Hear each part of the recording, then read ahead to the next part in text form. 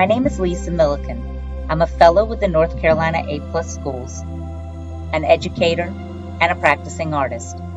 Our hectic lifestyles and the nature of the world we live in demand us to find ways to relax. Using our imaginations, drawing and coloring can positively affect our health, our stress levels, our outlook, and our moods. Drawing increases our focus, nurtures our creativity, and improves our memory. Today we're going to be drawing mandalas as a form of creative expression and self-care through relaxation. Mandala is a Sanskrit word meaning circle. The symbol is part of the spiritual traditions and religions, including Hinduism and Buddhism. Mandalas are intricate geometric compositions created on the base of a circle. Something special exists within a mandala's form. The circle is a universal symbol of wholeness and unity, and every spiritual tradition incorporates the use of circles. There's something about creating within a circle that is calming, that brings a sense of wholeness. Drawing in a radial pattern is often used as a tool for therapy or simple relaxation. Swiss psychologist Carl Jung believed a person created a mirror of his current state of being when he drew a mandala. So if you're looking for a great way to unwind, try creating mandalas. Most people find it calming and enjoyable. Following a rhythm, doing the same thing over and over is very relaxing, and it lets you stay in the moment. Mandala making is a great way to practice mindfulness. Mindfulness is a reflective state of being aware of the present moment. Often people practice mindfulness through quiet breathing techniques, by walking or doing yoga. Mindfulness is not just about being in the present, but also being accepting of the present moment. We are present through our senses, and often what brings us into our senses is doing something in a mindful way. A lot of people have a hard time sitting still and focusing on their breath. So this is another form of meditating that's more approachable for many people.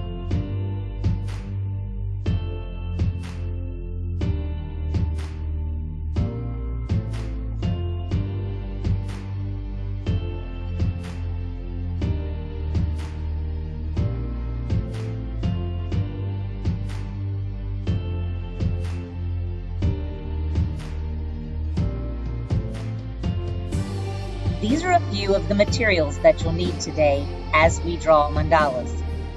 There are many optional materials that you could choose to use as well, such as a compass and a protractor.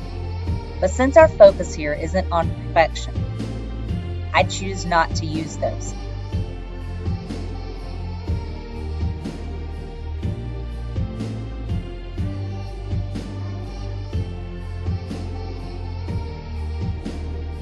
There's one more thing that you'll need to draw a mandala today: a proper mindset. So sit comfortably in a quiet place with some pleasant music and focus only on this one activity for the next few minutes.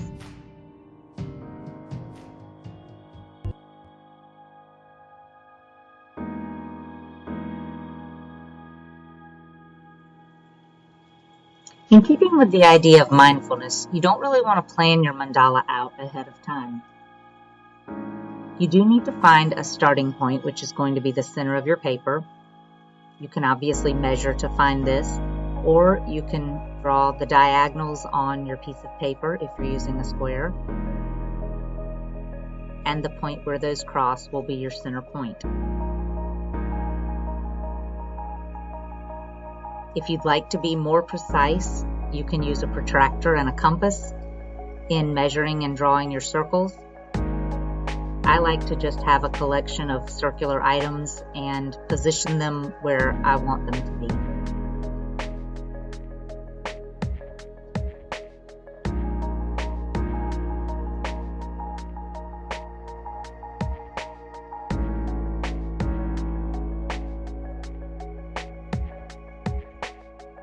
So you just need to add several concentric circles.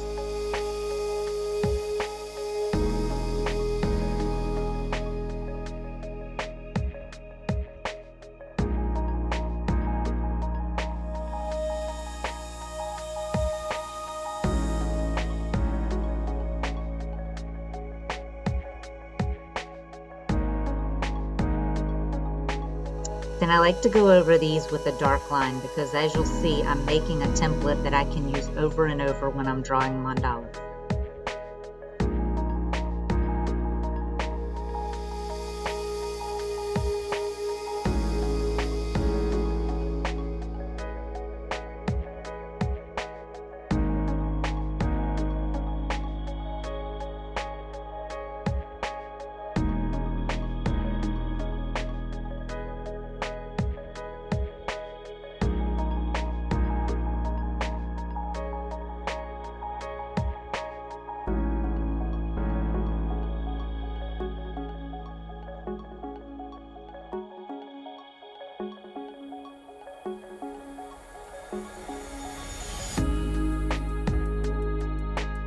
I'm also going to go over the guiding lines because these are going to help you determine where you're going to put your shapes and patterns and where you'll repeat.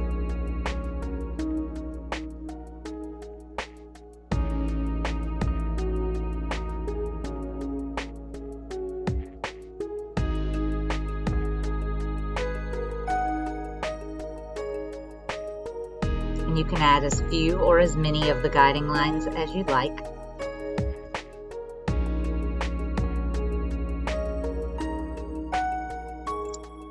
And then you've got a template that can be used over and over when you're creating mandalas. I like to make different ones of these, several sizes, and now you're ready to start creating.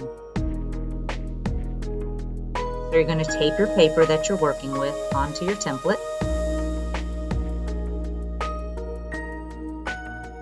And as you can see those guiding lines coming through that paper.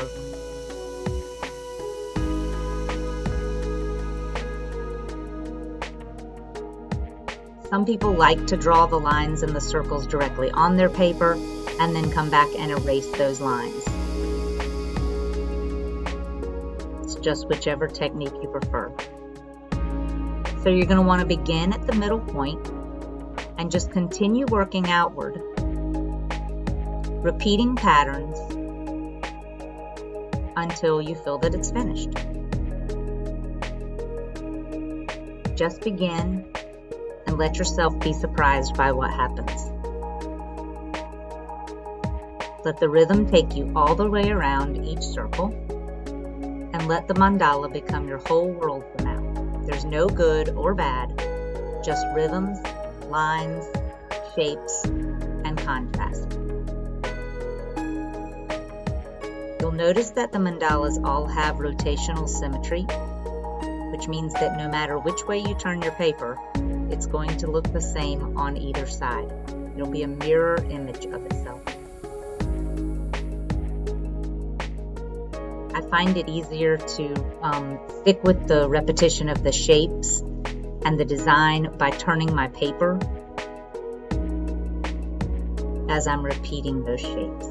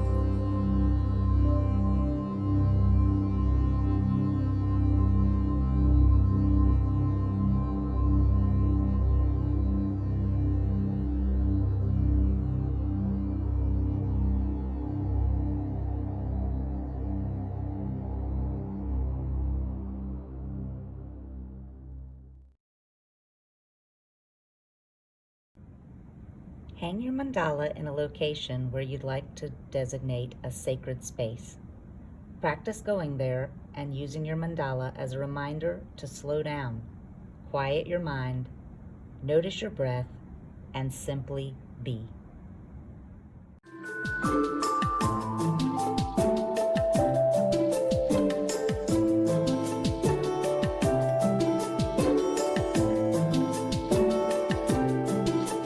A+U is created by A+ Schools of North Carolina, a program of the North Carolina Arts Council, which is an agency of the North Carolina Department of Natural and Cultural Resources.